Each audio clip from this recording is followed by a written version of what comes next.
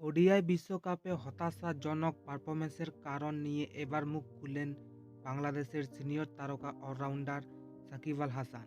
তিনি জানিয়েছেন গোটা বিশ্বকাপে তার চোখের সমস্যা ছিল, পরিষ্কারভাবে দেখতে পাচ্ছিলেন না, সে কারণে খারাপ হয়েছে পারফরম্যান্স।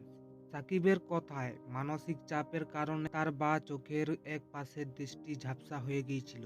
তার প্রভাব পড়েছিল ব্যাটিংয়ে। দুই একটি খেলায় নয়, বরং গোটা বিশ্বকাপে তার চোখের সমস্যা ছিল, সে কারণে তেমন রান তুলতে পারেননি তিনি। সাকিব আরও জানিয়েছিলেন, চিকিৎসকরা কর্নিয় এবং রেটিনা ড্রপ দিয়েছিলেন, বলা হয়েছিল চাপ কমাতে হবে।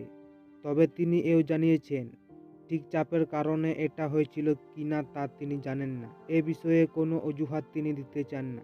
তবে সাকিবের মনে হয় বিশ্বকাপের আর কিছুদিন আগে অধিনায়কত্ব পেলে হয়তো সবকিছু ঠিক হয়ে যেত, কারণ তার দর্শন অনুযায়ী দল খেলতে প্রস্তুত ছিল না। সেই কারণে বিশ্বকাপে এমন ডুরাডুবি হয়েছে বাংলাদেশের।